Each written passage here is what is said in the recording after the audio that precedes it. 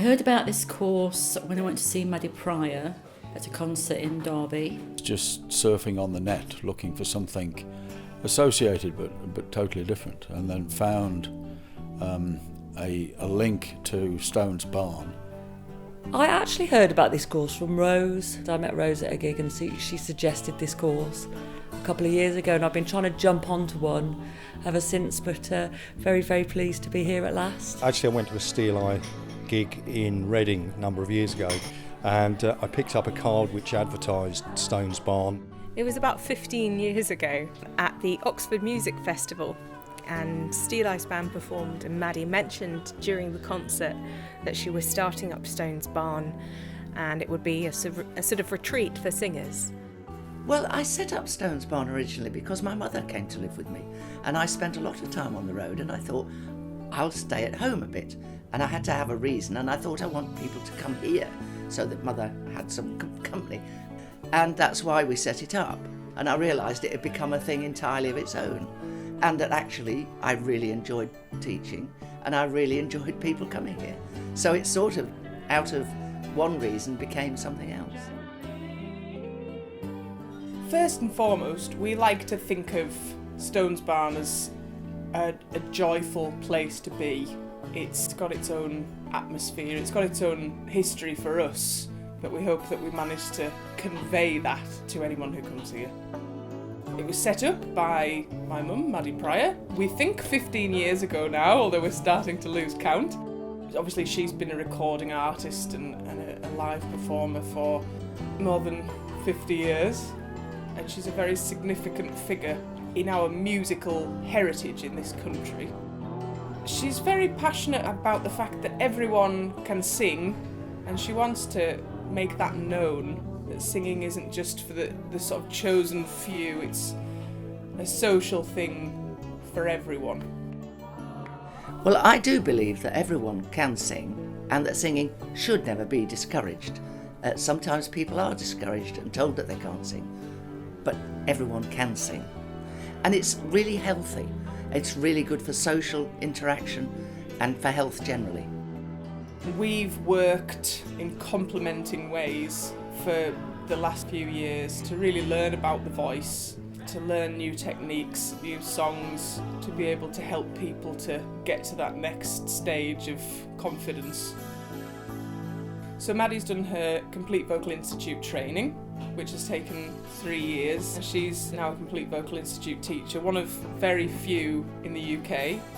And I've spent 4 years training as a speech and language therapist. One way and another we complement each other. The vocal technique course, which is what we're doing today, is set up for whatever level you're at, we're going to try and move you on a bit. So it's for absolutely any level of singer. I've learned how to protect my voice, given more confidence with reaching the higher range notes, and generally about posture and breathing. One of the things I've learned that's made quite a big difference to my singing here is the importance of opening my mouth wide enough to let the sound come out. And it sounds kind of obvious, but it's actually made a huge difference. I think the main thing that I've learned is probably that I'm all right. Anxiety is a big problem for me, and it's really given me confidence in my own ability, which I think I'd begun to lose. I've learned an awful lot about technique on this particular course, which I needed to because I had a lot of things wrong with the way I was singing. I'm hoping that when I go away and put what I've learned into practice, I shall have improved quite a bit. I've learned on this course a whole lot of things I've been doing wrong that explains why my singing hasn't always worked as I've wanted it to, and I've learned the things I need to do differently and the things I need to add into what I have been doing so it becomes more secure and I feel more confident as a result.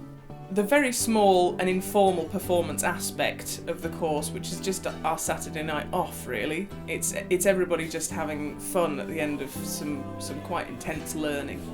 It's always enjoyable. We get to learn new songs. If they've never performed, which quite often people haven't on some of these courses, they get to say, I've done this for the first time.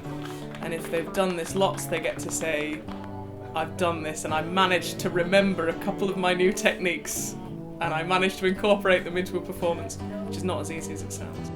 The most enjoyable thing is just being in a group of like-minded people, full of doubts and apprehension, and really none of them should have been doubtful or apprehensive.